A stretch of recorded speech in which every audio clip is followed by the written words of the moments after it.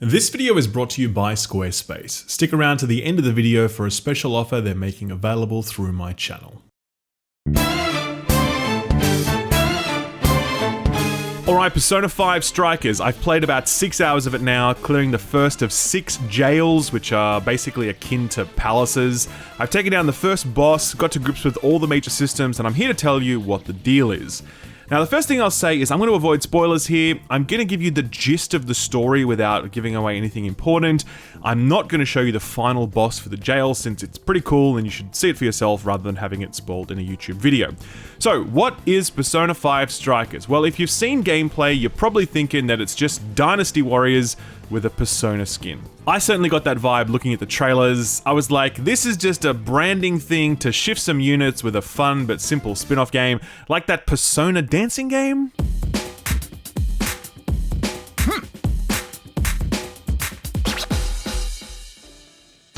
No, that is not the case. This is basically the closest thing we are likely to get to a Persona 5 2.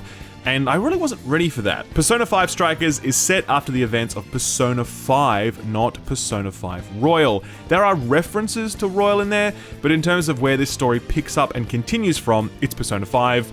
Do you need to have played Persona 5 or Royal to enjoy this? Yes, absolutely, but we'll come back to that point. The gang is back together and some weird shit starts going down involving an influencer by the name of Alice. She is misusing the sway she has over her audience and people are simping her so hard that they leave their girlfriends for her and mortgage their homes to buy her merch. It's a pertinent, relatable story for all you tier 3 subs out there. Now this setup all plays out through cutscenes and it actually takes a while and this is where one of the more surprising aspects of Strikers starts to come through. There's a lot of story here. In fact, I would say that of the 6 hours I played, at least 2.5, maybe 3 hours of that was cutscenes, and they have the same characters and the same voice actors, and it's all fully voiced like before. They didn't skimp out on any of the voice acting here, and the story is really good. It's very familiar in that it continues to be about exposing the dark underbelly of a person's psyche, but I found it no less compelling or thoughtful than the stories I experienced in Persona 5. So that's what I meant when I said it's like Persona 5 2, in that it's a continuation of the story with the same characters, with the same attention paid to that story. What's different is that it's a far more linear adventure this time around. Persona 5 was very much about choosing where to spend your time each day, who to hang out with, moving the calendar forward yourself. Here, the game doesn't give you any of those choices. You can only watch cutscenes, maybe go to one of the very few vendors that are still in, and then journey through the jail dungeon thing. So it's a lot more streamlined, which makes sense because it's only about a 40-hour game compared to the 100+ hours you can expect from Persona 5 or Royal. So those are the changes to story and structure. Let's talk about the biggest change, combat.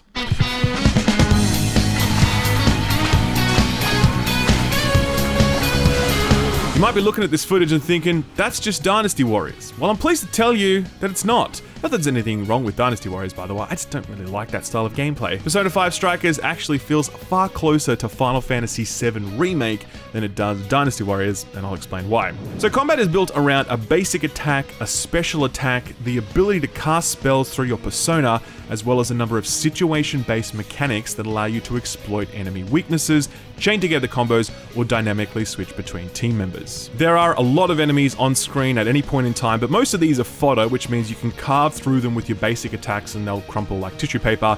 They're really there to make combat look cool and overwhelming, but they pose almost no threat and they don't use any abilities. Nestled amongst the fodder are your real enemies, and they're the same enemies you fought in Persona 5. I don't know their names, but it's the floating pumpkin ghost thing, and the pixies, and the slutty succubuses, and the weird green horse thing. The same enemies you found in Persona 5 with the same weaknesses, and this is where we get to the heart of the combat, summoning your persona. You can kill these enemies with basic attacks, but it's far better to summon your persona to cast spells that exploit their weaknesses. You're literally holding R1, which will pause combat and bring up a targeting circle, and then you select your spell and away you go. Joker can have multiple persona active at a time, where every other character can only have one, so Joker is generally going to be the backbone of your squad as he is in the main game. So already this feels like a very natural transition from the turn-based model we're used to into something that is obviously real-time, but still very strategic since button spamming will get you killed really fast. But on top of that, there's a lot of real-time mechanics that have made their way in that make combat really pop. So there are combos, of course, and they're all super flashy and interesting. The all-out attacks from the turn-based game have been adapted here, where if you can down an enemy by exploiting their weaknesses, the all-out attacks are actually an AoE. So you're incentivized to herd enemies together and then exploit the weaknesses of one of them so you can land a big damage all-out attack on all of them. The boss enemies you'll face are really smartly designed with plenty of telegraphs so you can outplay them, and one of them is called Twilight Prostitute. That's a great name. The last thing I'll say about combat is that it's pretty tricky. There's 3 difficulties. I played it on normal, and it starts really easy, but it gets way harder to the point where after 6 hours, I really had to focus up and use all the tools at my disposal. Otherwise, I just didn't stand a chance. Again, do not expect this to be mindless button mashing. Expect to have to think about what you are doing. So, this is going to be the most blasphemous hot take you'll hear, so buckle up, Persona stands. I actually prefer this combat to the turn-based combat found in Persona 5.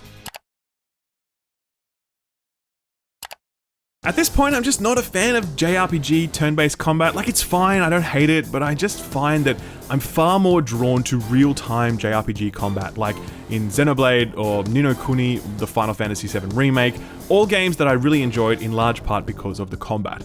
I feel like this retains the most important aspects of Persona's combat and identity, while presenting it in a package that I find to be more interesting and exciting. I mean, you can ride around on a skateboard, KOing enemies. You're gonna tell me that's not fun? Anyway, now that I've made everyone really angry, let's talk about performance. Persona 5 Strikers is coming to PS4, Nintendo Switch, and PC, and I played it on PS5. I can tell you that the performance here is absolutely flawless on a PS5. I mean, even when there are dozens of enemies on screen and spell effects are popping off absolutely everywhere and it's crazy madness, I never lost a single frame. Now, I didn't play it on PC, but the folks at PC Gamer did, and they commented that it's a solid port with a few caveats. Biggest one is that it's capped at 60 FPS, not a deal breaker, but a little disappointing, though like playing it on a PS5, it maintained an extremely solid frame rate. They also said that you can expect to see some blurry textures that you could get away with on a console, but kind of stick out here on PC. The biggest issue with the PC port and the Nintendo Switch port, I guess, is that you can't play the original Persona 5 on these platforms. And as I said earlier, this is basically a mini sequel. You step into it and all the characters are there's no introductions, and it immediately starts throwing around references to past events and terminologies that you could only know if you played Persona 5. I played around 30 to 35 hours of Persona 5, and that was enough to give me a grounding in what was going on, but without that I would have been completely confused about who these people were, what they were doing, but more importantly about the rules of the Persona world, because it's a very rules-based universe with its palaces and its treasures and its calling cards and all that sort of stuff. So, what does this mean? It means that if you haven't played Persona 5, I really recommend against picking this up. It's likely that at some point Persona 5 will make its way to PC and Switch, which I know is frustrating to wait for, but if you're keen for some Persona, I think this is a bad way to experience it, because Persona 5 Strikers spoils a lot of the things that are slowly and really satisfyingly revealed to you during Persona 5. So yeah, this is weird. I don't know why they're doing this. I guess it's some sort of licensing deal with Sony that stops them from releasing Persona 5 on other platforms for now. And yet they could sneak this in because it's outside the terms of that deal. I don't know. Either way, it's frustrating, but I do recommend holding off. For those that have played Persona 5 and enjoyed it, I think there's very little chance that you're not going to enjoy this as well.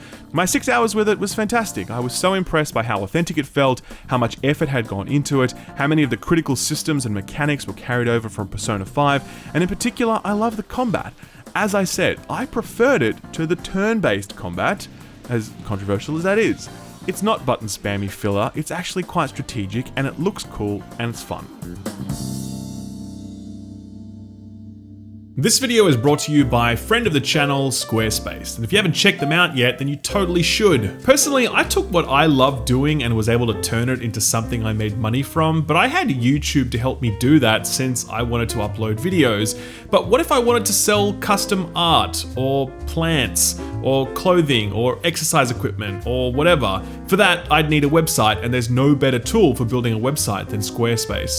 Squarespace allows you to build a professional-looking website in mere minutes. Using simple, intuitive tools, Squarespace removes all the hassle and lets you focus on your business or hobby or whatever it is you love. Even more advanced features like e-commerce and SEO are a breeze in Squarespace. To get started, visit squarespace.com, and when you're ready to get serious, visit squarespace.com/skillup for a 10% discount on your first purchase of a website or a domain name. Thanks Squarespace for sponsoring this video, and thank you for watching it. Thanks for watching my video. If you liked it, give it a thumbs up. If you didn't, give it a thumbs down so I know to do better for next time. If you enjoyed yourself, consider subscribing, and if you really enjoyed yourself, maybe consider hitting that notification bell so you never miss a video. You can see my patrons here on the left. They're awesome. They're amazing. If you want to join them, check out my Patreon page. Thank you again. I'll see you next time. Bye-bye.